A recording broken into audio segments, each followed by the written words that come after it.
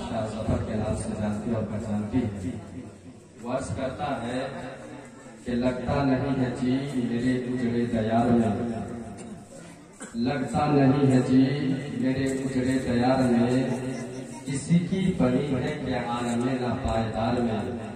بلبل کو نہ باغباں کو نہ سجاد سے گلا، قسمت میں قید لکھی تھی فصل بہار میں. اور کہہ دو ان حسرتوں سے کہیں اور جا بسے، کہہ دو ان حسرتوں سے کہیں اور جا بسے، اتنی جگہ کہاں ہے دل دار دار میں. اور عمرے دراز مانگ کر لائے تھے 4 دن، تو آرزو میں کٹ گئی دل انتظار میں.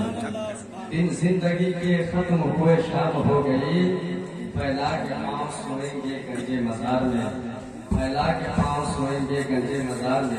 ایک مرتبہ عقیدت و محبت کے ساتھ درود پاک پڑھیں.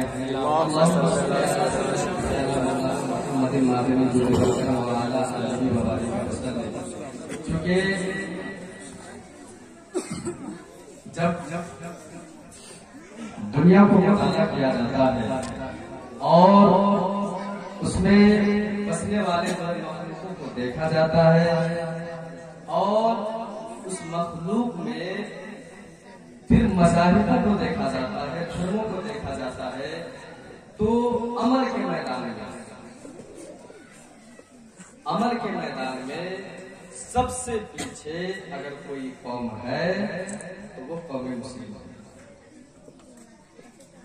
آپ دنیا کا مشاہدہ کریں، دیکھیں دنیا میں بے شمار دھرم ہیں، ان کے ماننے والے لوگ بھی بے شمار ہیں، اور تمام دھرموں میں سب سے بہترین دھرم، سب سے بہترین مذہب اللہ کے نزدیک مذہب اسلام ہے. اور مذہب اسلام کو جو ہے تمام مذہبوں کے سب سے بہترین مذہب قرار دیا ہے، اور ان کے ماننے والے کو بھی تمام امتیوں میں جو ہے جو شرف جو بلندی اللہ تبارک و تعالیٰ نے جسے عطا فرمایا ہے وہ مسلم ہے.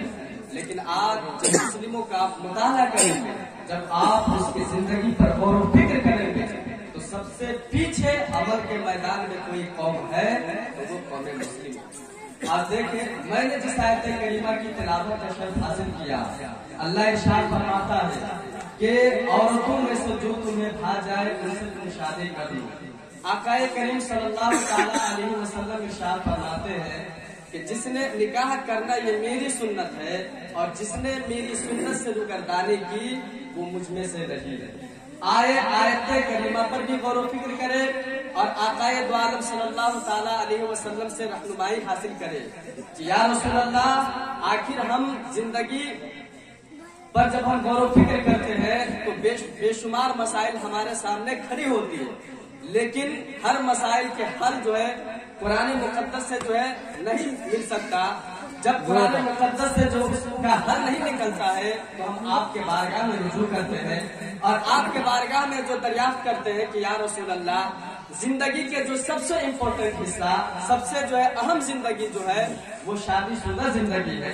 اور انسان تو ہر اعتبار سے اپنی زندگی گزارتا ہے، لیکن زندگی گزارنے کا جو ڈھنگ اور جو انوکھا رنگ ہے وہ شادی کے ذریعے ہی سے انسان کی زندگی کی تکمیل ہوتی ہے. انسان کو جو ہے مکمل اس وقت مانا جاتا ہے جب انسان رشتہ ازدواج سے منسلک ہو جاتا ہے. آخر جب انسان رشتہ ازدواج کو منسلک ہوگا، طریقہ کیا ہے، ان کا سسٹم کیا ہے، آخر کس طریقے سے انسان جو ہے رشتہ ازدواج میں منسلک ہو، تو اللہ کے رسول صلی اللہ تعالیٰ علیہ وسلم کی بارگاہ میں اگر یہ نظام پیش کرے تو آپ صلی اللہ تعالیٰ علیہ وسلم کی زندگی پہ آپ غور و فکر کریں، آپ صلی اللہ تعالیٰ علیہ وسلم کی سیرت طیبہ کو آپ مطالعہ کریں تو ہمیں درس کیا ملتا ہے. صحابہ کرام کا مجمع ہے، آپ صلی اللہ تعالیٰ علیہ وسلم مجمع صحابہ میں تشریف فرما ہے اور صحابہ کرام کو درس دے رہے ہیں. یا معاشر الشباب ان استطاع منکم الباء فلیتزوج فانه اغض للبصر واحسن للفرج ومن لم يستطع فعليه بالصوم وله الرجاء. آپ صلی اللہ تعالیٰ علیہ وسلم خاص کر کے جوان صحابہ کرام سے مخاطب ہے. آپ صلی اللہ تعالیٰ علیہ وسلم جوان صحابہ کرام کو درس دے رہے ہیں کہ اے جوان صحابہ کرام سن لو، اگر اللہ تبارک و تعالیٰ نے تمہیں شادی کی استطاعت دی ہے تو ایسی صورت میں تم شادی کر لو، ایسی صورت میں تم شادی کر لو، اس لیے کہ شادی جو ہے انسان کی نگاہوں کی بھی حفاظت کرتی ہے اور اس کی شرمگاہ کی بھی حفاظت کرتی ہے۔ اور سن لو، جس صحابہ کو جو ہے شادی کرنے کی استطاعت نہ ہو تو ایسی صورت میں وہ صحابہ جو ہے روزہ رکھے، اس لیے کہ روزہ جو ہے انسان کے خواہش نفسانی کو توڑ دیتی ہے، یہ انسان کی خواہش نفسانی کو توڑ دیتی ہے۔ آپ صلی اللہ تعالیٰ علیہ وسلم نے ہمیں درس دیا کہ اے میرے صحابہ، رشتہ ازدواج یہ بہت ہی پاکیزہ زندگی ہے، اس زندگی میں قدم رکھنے کے لیے جو ہے طرح طرح کی مشکلیں سامنے آتی ہے، اس کو بھی تم نظر کے سامنے رکھو۔ آج اپنے سماج اور سوسائٹی کا آپ مطالعہ کریں، جب آپ اپنے کلچر پر غور و فکر کریں گے تو کون ایسا نوجوان ہے جو استطاعت رکھتا ہو شادی کرتا ہو؟ ہے کوئی نوجوان؟ الا ماشاء اللہ کی بہت ہی کم نوجوان ایسے ہوں گے، 1000 میں کہیں 2 4 5 ہوں گے جو اپنی حیثیت کے مطابق شادی کرتے ہیں، ورنہ ہر انسان کسی دوسرے کے کندھے پہ بوجھ ڈال دیتے ہیں۔ یہی معاملہ آج ہمارے سماج اور سوسائٹی کا۔ آپ دیکھیں، قوم مسلم ہے، آپ وہ قوم ہے جن کی تاریخ جب رقم کی گئی ہے تو ہمیشہ جو ہے تاریخ سے جو ہے رقم کی گئی ہے، لیکن آج آپ اپنے کرتوت پہ غور و فکر کریں گے تو آپ کو سمجھ میں آئے گا ایک وہ قوم کہ واقعی میں جو انہوں نے کی، آج جن کے ذریعے سے جو ہم یہاں تک پہنچے ہیں، آج اس کی رتی برابر بھی ہم لوگ کچھ نہیں کر پا رہے ہیں۔ مذہب اسلام جن چیزوں سے ہمیں، یہ شادی بیاہ جو یہ پوتر رشتے ہیں، جو ہے یہ ایسا رشتہ ہے کہ جب انسان اس میں جو ہے بن جاتا ہے جو ہے تو اسے دین اور دنیا کی خوبیاں اس میں نظر آتی ہیں۔ کب، کس صورت میں؟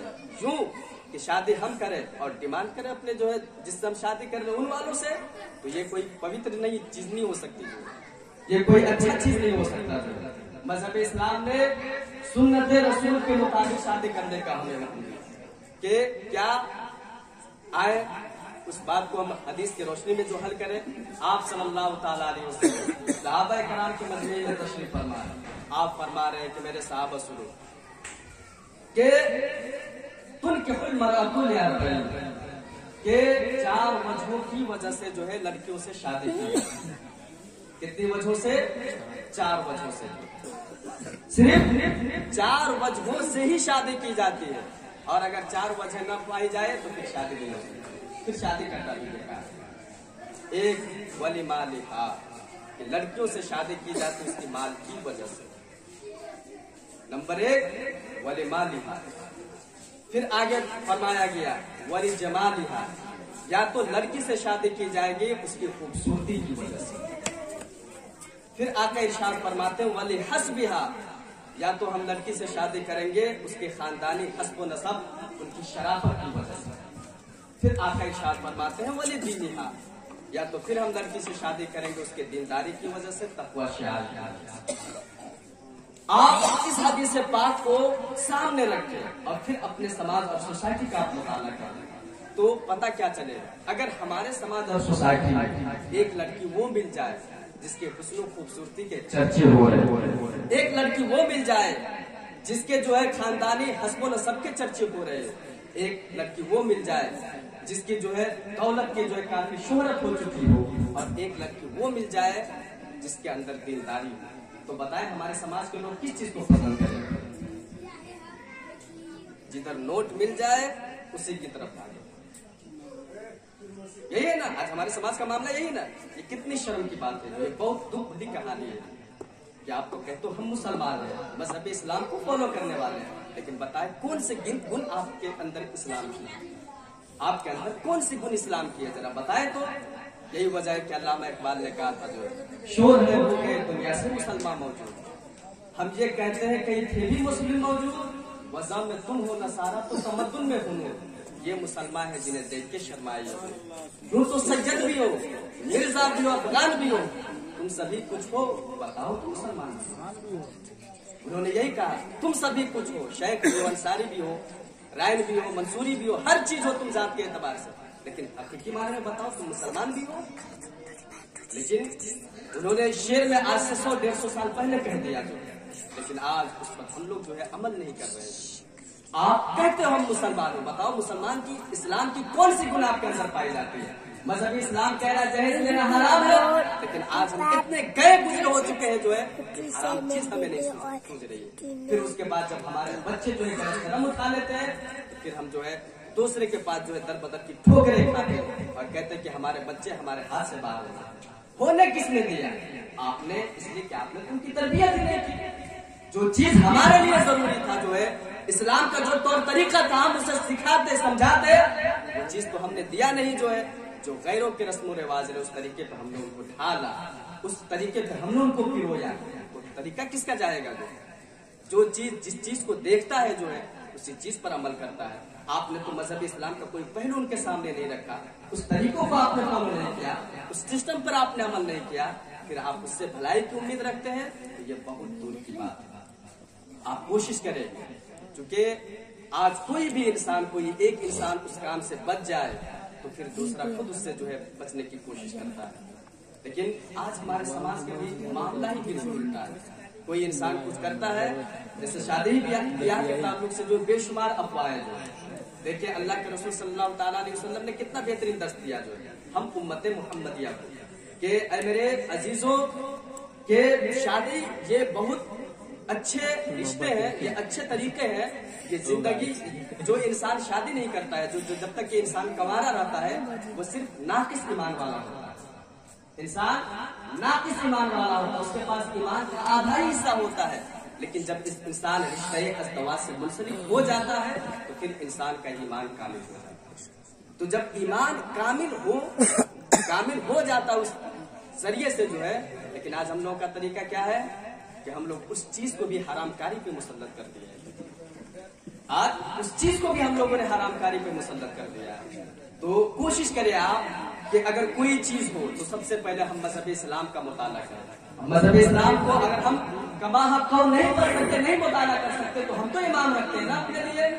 फातिहा हो तो इमाम, महफिल हो तो इमाम, कुरान खानी हो तो इमाम। तो बताएं, इन सब चीजों में इमाम को आप खोजते हो, लेकिन कभी इतनी तौफीक मिलती कि शादी ब्याह करें तो हम अपने इमाम से पूछ ले कि मजहब इस्लाम हमें क्या दर्श देती? कभी नहीं। क्यों? इसलिए कि इमाम तो यही कहेंगे कि ये हराम है जो आप तरीका राइज कर रहे हो।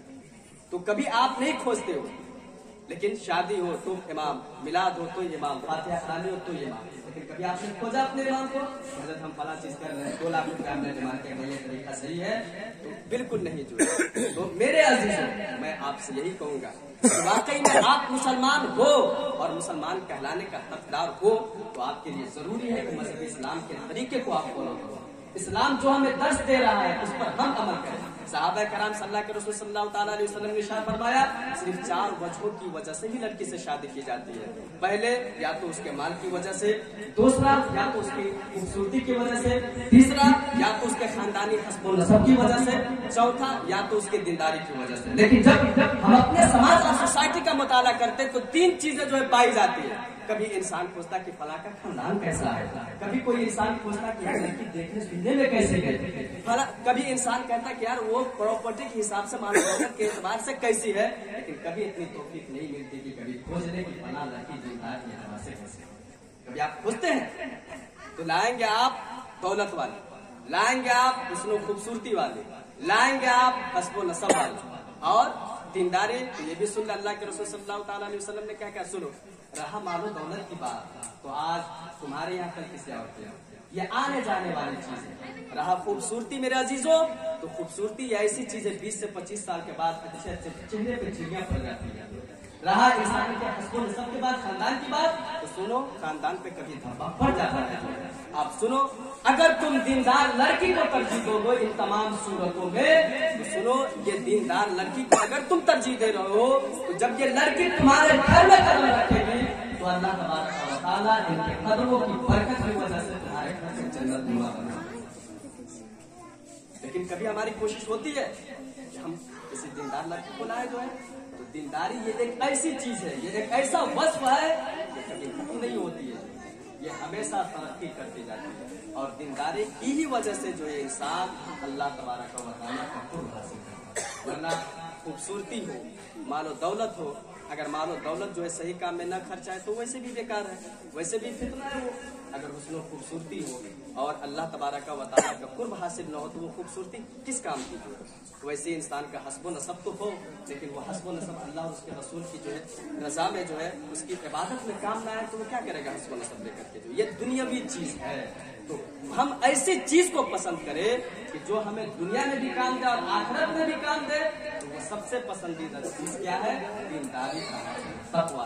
तो मेरा अजीजों, मैं आपसे यही कहूंगा कि वाकई में आप मुसलमान हैं और मुसलमान कहलाने का हकदार है, तो आप मजहब इस्लाम के सिस्टम को जो फॉलो करें।